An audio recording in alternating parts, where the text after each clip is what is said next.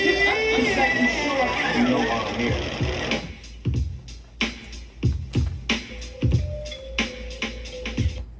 And we are live. This is actually take two. I wasn't recording the first time, so I sat here for 30 minutes talking to myself. Yeah, but anyway, it's 107. There's actually a preseason game going on right now. It's Dolphins versus Bears. This will probably be out in the middle of the fourth quarter, so I'm going to be watching that game for sure.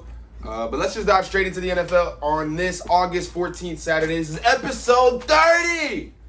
30! All right, NFL, we got Thursday Night Football recap. Pittsburgh versus Philadelphia. Pittsburgh, hey, buddy. Hey. We know who's a Dolphins fan. Pittsburgh beat Philly 24-16. Jalen Hurts started. Eagles players absolutely adore him. Joe Flacco did okay as a backup. But Jalen Hurts probably is, in my opinion, the undoubted starter for the Eagles come week one. Mason Rudolph started and was completely horrible. Dwayne Haskins had a good game. Eagles wide receiver Quez Watkins had 2 targets, 1 reception, 79 yards and a touchdown. It was a screen pass. He took it all the way to the house. Good job, young man. I think Zach Ertz and Dallas Goedert in Philly, especially Zach Ertz staying in Philly, could be exactly what Jalen Hurts needs to see his growth as a pro. Because in protection, you got a dual tight end seam. You got dual protections on the outside with both tackles with those tight ends. And then if you want to go vertical, you got some big guys that can make big plays down the field. I think those two together is definitely going to help Jalen Hurts secure the starting job and lead the Philadelphia Eagles to some sort of success this year. Maybe 7 wins. New England versus Washington.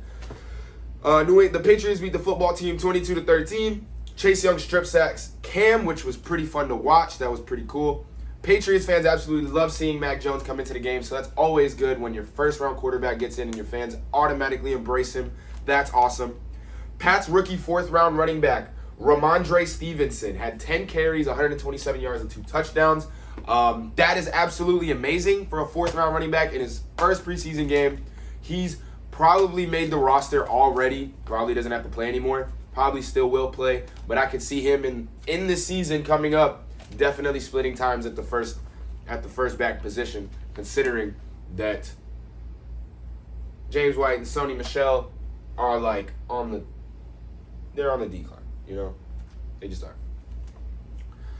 Upcoming games, we got Miami versus Chicago going on right now. Denver versus Minnesota. We got New Orleans versus Baltimore. LA versus LA. Cleveland versus Jacksonville. New York versus New York. Cincinnati versus Tampa Bay. Carolina versus Indy. Houston versus Green Bay. Kansas City versus San Francisco. Seattle versus Las Vegas. I'm not going to get predictions for those just because they're preseason games.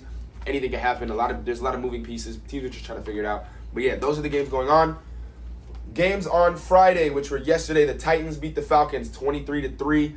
The Bills beat the Lions on a last-second field goal, and Arizona beat Dallas on a last-second field goal. All right, on to the NBA and some great Summer League news.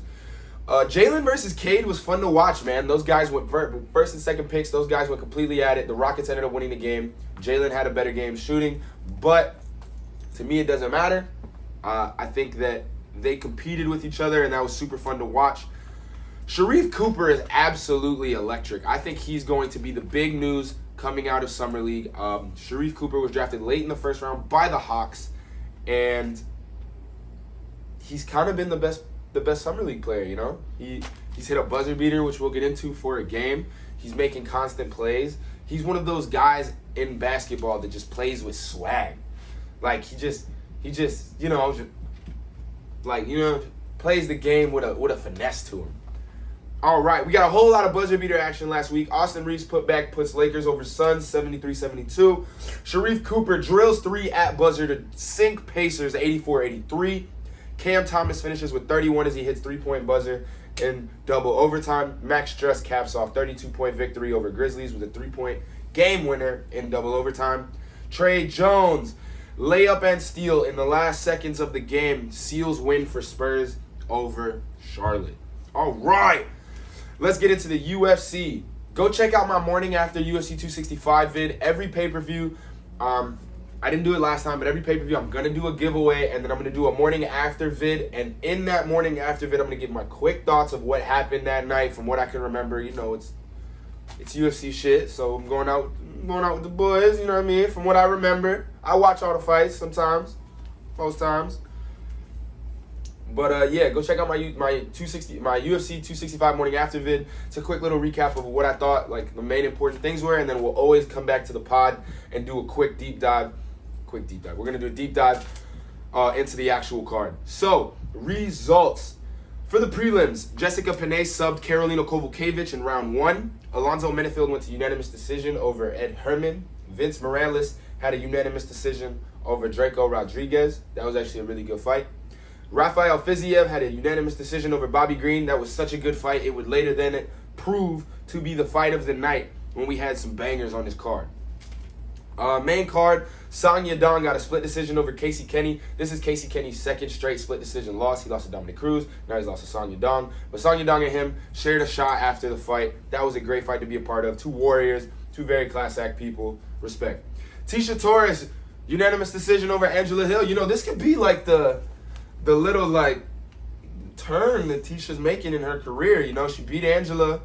You know, if she can get like two more wins, I don't see anybody that would have a problem giving her a title shot at 115. Like, especially if she could crack into the top 5 and really push that I'm a veteran card, because UFC fans love that shit. All right. Vicente Luque subbed Michael Chiesa. So everybody thought if somebody was going to get subbed, it was going to be Vicente Luque because of the grappling prowess of Michael Chiesa. Michael Chiesa did take him down. He did control him, but eventually Vicente Luque reached in for that Darce choke and was able to sink in. It was actually beautiful to watch. Michael Chiesa came out and was like, I just put too much pressure on myself. I folded. And it's like, yeah, bro, we get it. Like, here's the problem I have with Michael Chiesa. Michael Chiesa is a great fucking dude. Never met him, but from everything I can tell, he's a stand-up guy. But every time he loses, I feel like he has an excuse. And his excuse is that I don't have an excuse. But I put too much pressure on myself. And it's like, bro, you're in the UFC.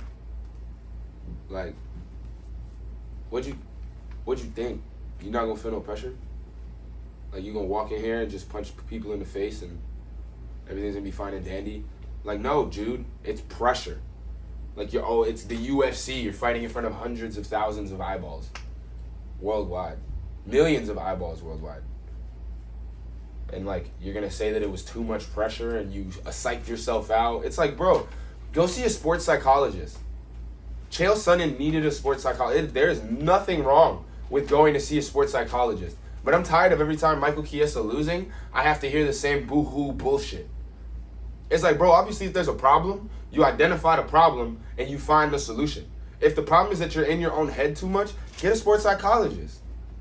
If you already have a sports psychologist, my bad. I don't fucking know you. My bad if I'm disrespecting your name. I think you're an awesome guy and an awesome fighter. But every time you lose, you can't just be like, the fuck? Congratulations, Vincente. South Florida gang. Jose Aldo had a unanimous decision over Pedro Munoz. This fight was awesome. These guys are like lightning in a bottle. It was so much fun to watch. They're so fast. They're so fluid with their combinations. But Jose Aldo in rounds 2 and 3 absolutely murdered. He was absolutely amazing. He looked like the Jose of old when he was piecing up everybody. And that's good. That's real good. That's good. Cyril Gane TKO's Derek Lewis in round 3. I said it in the morning after vid. I always thought that, like, when Derek Lewis walked in and then Bruce Buffer was, like, introducing everybody, I looked at Derek Lewis. And Derek Lewis looked like he wanted no part of UFC 265 in Houston. He looked like he showed up that day and thought, oh, fuck, what did I do? He did not look ready to fight, and he got outstruck 112 to, what was it? 112 to 16? Yeah, 112 to 16 in total strikes and 98 to 16 in significant strikes. That's crazy. And bro, in your own hometown, like all your people there to see you, and you fooled. Like you folded. I love Derek Lewis, but he folded. Folded. Congratulations, Cyril Gane. Great performance. But as great as it was, I blame Derek Lewis more for losing than I do Cyril Gane for winning. And I hope that makes sense. Awesome. On to some performance bonuses. We got Miles John, Cyril Gane. Those were both knockouts. Vincente Luque versus Jessica Penne. Both of those were submissions. That is awesome. We had 6 people get $50,000 that night. It was great. I don't know if I mentioned it. Fight of the night, Bobby Green versus Rafael Fiziev. I'm pretty sure I did, but whatever. All right. Now on to our thank yous. Dad, I be seeing your comments under the videos. I love you so much. You are the best. Lori, I love you so much. YouTubomb.com. Mom, I love you with all my heart. Mark, you the coolest. I appreciate you, big dog. Without those 4 people, I wouldn't be able to have this nice little setup that I got going on that I never even turned on the recording light. Oops. I wouldn't be able to have this nice setup that I got. I wouldn't be able to live in the current situation that I live in. Without those people, this would not be possible. So thank them so much. I love you guys. And Dad, you finally got your shout out. So stop being passive aggressive in my comments. I'm tired of this. I love you guys. Awesome. This has been awesome. Honestly, if this didn't record, I'm going to be really upset. This is a take 2. And I feel like I did a good one on this one. Awesome, guys. Thank you. Peace, love, and happiness to all.